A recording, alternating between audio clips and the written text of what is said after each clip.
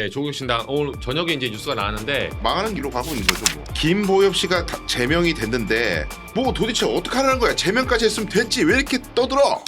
이러고 있으니까 조국혁신당이 지금 땅바닥에 처박히는 거예요. 맞아요. 그게 끝이 아니라니까요. 네.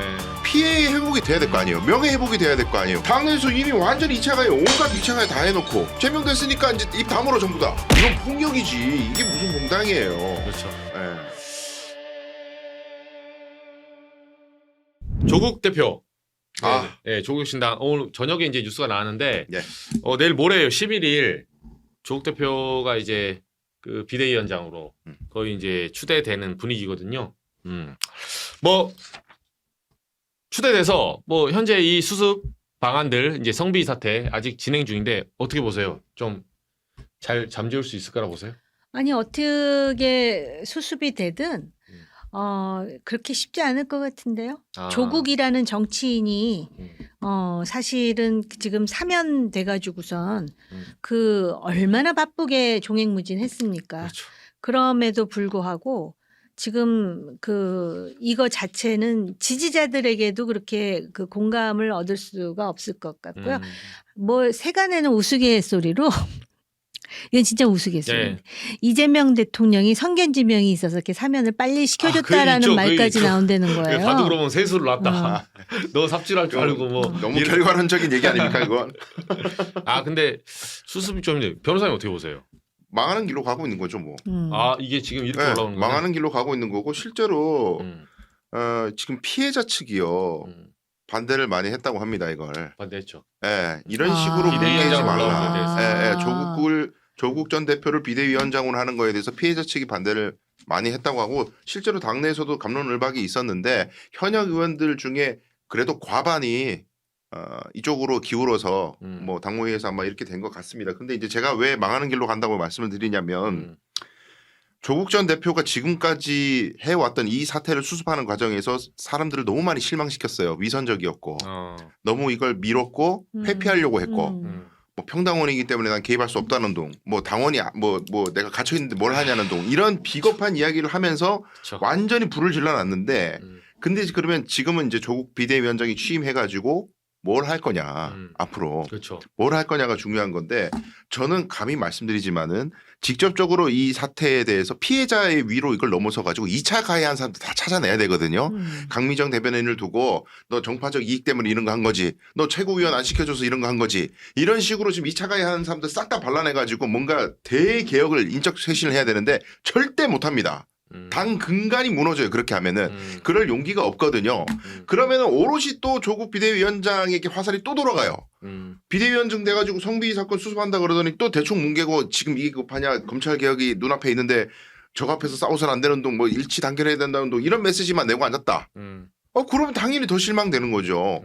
그러니까 차라리 어차피 조국 비대위원장이 아닌 다른 사람이 비대위원장을 하더라도 어쨌든 조국 혁신당은 조국 전 대표의 지분이 절대적이잖아요. 그렇죠. 그러면 대외적으로라도 좀 제3의 인물 지금 비대위원장이니까 제3의 인물 완전히 이 당의 인적 쇄신을 할 수 있는 제3의 인물을 아예 쇼를 하더라도 차라리 그런 식으로 헐리우드 액션이라도 보여줘야지 또 어떻게 조국 전 대표 책임자를 이렇게 할 수가 있어요. 그렇게 말씀하시니까 두 가지가 떠오르는데 이 조국 전 대표는 정치를 곧 스타일링하는 거라고 생각하는 것 같아요. 패션 정치. 과거에 그 입시 비리 나왔을 때 사진 2장이 그걸 웅변으로 말해주는데 그 딸 생일인가 케이크를 들고 한 손에 들고 그게 사진인가 뭐 아무튼 뒷모습. 그랬잖아요. 근데 요번에는 또 갑자기 저 사진이 그 귀로 이렇게 경청하는 그런 걸 보면은 그런 정도로 사람들이 어떤 그 자신의 감성을 따라올 것이다라고 지금 착각하고 있는 부분이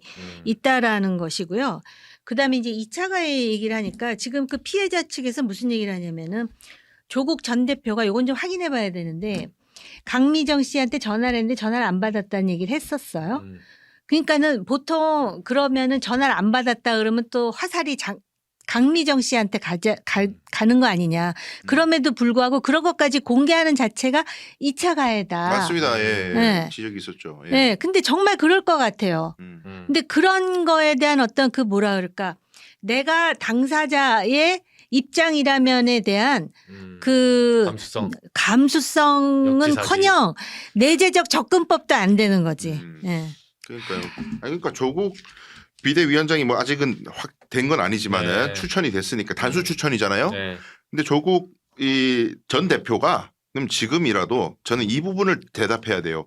가해자인 김보협 씨하고 그 신우석. 우석 씨하고 네. 이 두 분이 조국 혁신당의 창업과 지금까지 운영이 있어서 어떤 영향력이 있었고 어떠저떠한 영향력이 있었다. 그리고 내가 이게 전적으로 신뢰를 했었는데 근데 결국 이렇게 돼가지고 이 부분들에 대해서 내가 굉장히 실망스럽고 다시 이런 일이 일어나지 않도록 하겠다라는 책임자 가해자가 누군지를 일단 특정을 하는 게 좋아요.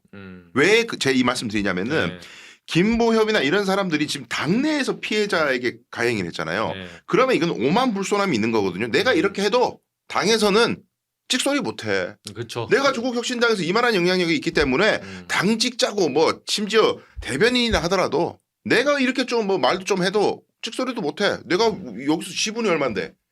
여기에 기인하는 거예요. 이 범죄들이 이게 그런 다. 분위기였나 보죠. 네. 네. 작은 정당이라서 그래서 크게 넣어놓지. 세요. 그러니까요. 맞아요. 그거는 그러면 조국 전 대표의 책임이 굉장히 큰 거예요. 이 상태를 계속 묵과하고 있었다는 게 되니까. 심지어는 그걸 잘 몰랐다 그래도 그게 책임이 되는 거예요. 모르는 것 자체가 책임이에요. 이게. 그래서 지금이라도 그 부분을 얘기를 해야 되는데 핵심 안 건드리고 변죽만 올릴 가능성이 저는 매우 높다고 봅니다. 이때까지의 정치 행적을 봤을 때. 그래서 저는 굉장히 비관적으로 보는 거예요.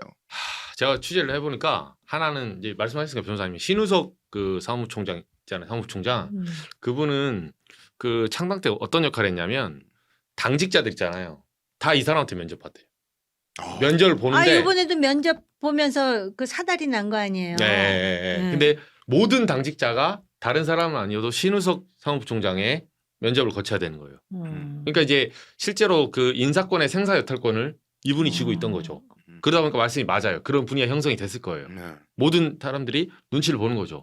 그리고 이제 김보협 전 대변인도 마찬가지로 논평도 많이 쓰고 했는데 일각에서는 이 가해자 가해자로 지목되는 김보협이 될지 신우석 이분이 될지 모르겠는데 조만간 입장문을 낼 거라는 설이 돌거든요. 그러니까 뭐냐면 사실관계를 다투겠다는 거야. 누가 아이고. 가해자가 가해자로 지목되는 사람이. 그러니까 지목이라고 합시다. 네, 지금. 근데 이렇게 하면 이제 조 대표가 진짜로 여기 정치 생명을 걸어야 돼요. 왜냐하면 만약에 저는 그렇게 생각했거든요. 만약에 0.1% 확률로 그래서 칩시다. 이 가해자로 지목된 사람이 억울했어. 그럼 어떤 결과가 나오냐면 지금 당이 한 윤리감찰은 다 엎어져야 돼요. 그렇죠. 네, 당은 윤리감찰을 거잖아요. 다 해산하고 다 쪼개야 돼요. 네, 그러면 공당에서 시스템 통해서 당원권 정지 1년과 영구제명이라는 지금 징계를 결정했거든요. 징계 결정이 몇 달 지났어요. 잘못됐다는 거 아니에요? 그런 심지어 거. 재심까지도 영구제명이 나왔어. 근데 만약에 입장문을 내서 엎어진다? 당 해산해야 됩니다. 그렇죠. 그건 정당이 아니야. 네, 시스템이 없는 거죠. 네. 그러니까 그건 정당이 사람들은 사실은 어떤 결론을 내리느냐보다 더 주목하는 게 조국 전 대표가 어떤 행보를 취할 것인가요. 그렇죠. 사실은. 그러니까 그 결론을 내리더라도 본인이 내리는지 아니면 또 어딘가에 이렇게 빠져 있든지 나는 당원이 아니라서 식으로 이걸 보는 거거든요. 그렇죠. 그러니까 사실은 위기 때 그 정치인이 어떻게 하느냐가 그 사람의 정치적 생명을 좌우하거든요. 맞습니다. 그러니까 우리말에 왜 한 방에 훅 간다 뭐 그런 말 있잖아요. 한국 정치는 그 한 방에 훅 가는 경우가 굉장히 많은 것 같아요. 그 북한분 또 누구예요? 한번 북한 사람 누구? 아니 윤석열 대통령 12월 3일 날 결국은 그걸로 간 거예요. 그렇죠. 네. 본인이 지난 얘기지만 본인이 자기 부인을 어찌됐든 뭐 불구속이라도 기소하게 하고 맞아요. 그다음에 좀 인내심을 발휘하면서 좀 그랬으면 모르는데 그날 느닷없이 그런 아무도 상상하지 김민석 총리가 그 당시에 상상을 했었나? 상상했었죠. 그거 한 방에 간 거예요. 참 그래서 한국에서는 겸손해야 돼요. 그리고 아까 말한 대로 그런 사태가 일어나면 안 되지만 아까 말씀대로 조국 대표의 지금 포지션을 보고 있는 거고 네. 만약에 사실관계를 또 끄집어내서 또 긁어부스를 만들잖아요. 이게 3차, 끝나는 4차, 거지 뭐. 4차에 가야 되는 거예요. 음. 근데 사람들이 뭘 보냐면 어떤 경우로 가든 간에 문제는 되는데 김보엽 전 대변인이 조국 대표의 최측근 아니었습니까? 그거 물밑에서 제압을 해야 돼요 지금. 네. 이게 근데 지금 제압이 안 되나? 제압이 안 되는 거죠. 그것도 무능한 거예요. 네, 그렇죠. 그 부분을 보는 거예요 지금. 음. 제압을 안 하는 거 아닐까라는 의혹도 지금 가지고 있거든요. 그렇죠. 네. 네. 정말로 오른팔을 챙기려고 강미정 대변인은 저기 순번으로 보면 16번이고 김보엽이나 신우석은 한 2, 3번에 있으니까 측근 챙기려고 밟으려고 지금 방조하는 거 아니야? 라는 질문을 하고 있는 거예요. 그러니까 다시 제가 말씀드리지만은 김보엽 씨가 제명이 됐는데 뭐 도대체 어떻게 하라는 거야? 제명까지 했으면 됐지. 왜 이렇게 떠들어? 이러고 있으니까 조국 혁신당이 지금 땅바닥에 처박히는 거예요. 맞아요. 그게 끝이 아니라니까요. 네. 피해 회복이 돼야 될 거 아니에요. 명예 회복이 돼야 될 거 아니에요. 당내에서 이미 완전히 2차 가해 온갖 2차 가해 다 해놓고 뭐 제명됐으니까 이제 입 다물어 전부 다. 이건 폭력이지. 이게 무슨 공당이에요. 그렇죠. 예. 그리고 어쨌든 강민정 전 대변인이 뭐든 간에 8월 15일까지 기다린 거거든요. 그 전에 그 한 3, 4개월 정도를 다 참고 조 대표님이 나오면 네. 다 이거를 솔루션을 해줄 거다. 그렇죠. 근데 나왔는데 아무 소식이 없었어요. 네. 다른 일정 잡고 다니고. 적어도 이 피해자들을 위해서 도와줬던 사람들이 뭐 제재를 받거나 이런 거는 다시 복권을 시켜주든 사과를 하든 뭔가 액션이 있었어야죠. 그걸 안 했잖아요. 그걸 안 하고 무슨 검찰 개혁을 한다고 해서 지금 이 당이 탄력을 받아서 나가는 상황인데 문제를 해결하는 방식과 사고 방식은 철저히 검사적 사고 방식으로 접근했어요. 이 문제를. 법적으로 따졌을 때는 성희롱은 범죄는 아닌데요. 뭐 이런 얘기들. 그 사람은 검사 출신 아니에요? 검사 이기원 출신. 씨. 예. 그리고 무슨 그래도 어쨌든 제3자가 동의 없이 대화를 녹음한 거는 위법 행위인데요. 뭐 이런 식으로 그렇죠. 법적 잣대를 들이대니까 망조가 드는 거예요. 그렇죠. 아니 그리고 네. 이 이슈 자체가 네. 굉장히 예민한 이슈예요. 성비위라는 게. 네. 그리고 이 성인지 감수성? 네. 그다음에 그 소위 피해자 중심주의. 맞아요. 아니 소위 진보 혁신이라는 사람들이 그걸 얼마나 강조했습니까? 근데 막상 그런 문제에 봉착했을 때 그런 태도는 정말 그 실망을 넘어서 이건 조롱의 대상이 될 수 있어요. 그러니까요. 네. 과거에 그 성가해자들을 그 개에 비유했더구만요. 조국 정치인이. 그랬는데 막상 이런 문제가 됐을 때 외면하고 그리고 지연하고 이런 것들에 대한 지금 그 결과를 본인이 감수해야 되죠. 아니 여기 이제 마지막 하나면 실시간 댓글에 이런 말이 있어요. 제가 이거를 좀 해명을 하고 그러니까 반박을 하고 싶은 게 추행한 자를 비난해야지 왜 혁신당을 잡고 들어가냐 이런 말이 있는데 다시 한번 말씀드리지만 길 가다가 성추행 당한 게 아닙니다. 길 가다 당한 게 아니에요. 같은 당에서 업무적으로. 위계에 의한. 예. 그리고 예를 들면 우리 회사에서 직장 상사랑 갑자기 있는데 직장 상사가 일하다가 갑질하거나 때렸어요. 그러면 민사로 둘이 합의하고 끝낼 것 같아요? 안 그렇습니다. 회사의 업무 중에 일어난 일은 회사의 징계가 따로 있어요. 당연하죠. 하다못해 이런 성추행 내지는 성비에서 입법기관 아닙니까? 입법기관이 정당에서 이런 일이 발생했는데 어떻게 이 당사자끼리 해결할 일이에요. 그러니까. 가해자 밝히고 뭐 끝내라? 그거는 길 가다 맞았을 때 하는 짓이라니까요. 전혀 모르는 사람이 진짜 뭐 모르는 사람인데 때로 가다가 노래방에 우연히 같이 들어갔어. 네. 다른 방이네? 근데 갑자기 이 사람이 술 취해가지고 추행했네? 이럴 때 하는 거예요, 이럴 때. 근데 이거는 당에서 일어난 거잖아요. 아니 근데 그거인지 아닌지 모르겠는데 우리나라 그 토론 문화를 보면 예를 들어서 내가 어떤 정당 또는 어떤 정치인에 대해서 굉장히 지지한다 그러면은 자기 나름대로 하나의 프레임을 만들어요. 그래서 그 사람은 완전 무결하다고 생각을 해서 누군가가 그 사람에 대해서 쓴소리를 하거나 비판하는 거를 못 견뎌야 한국 사람들의 문화 코드 속에 그게 굉장히 강하게 있는 것 같아요. 그러다 보니까는 어떤 문제가 있을 때 이거를 저게 비판받을 일인가의 여부에 대해서 이렇게 좀 객관적으로 생각하려고 노력하기보다는 왜 우리 편을 건드려? 그렇죠. 이거 우리 한국 사회에서 이거부터 혁파되지 않으면은 우리가 아무리 백날을 얘기해야 아무 소용이 없죠. 네. 그러니까 이거는 그리고 그 뭐라 그랬어요? 조국 혁신당에서. 그 당대표 대행이 조국 전 대표는 당원이 아니라서 그 얘기가 더 자극을 한 거예요. 그렇죠. 사람들. 당시에 비당원이었다.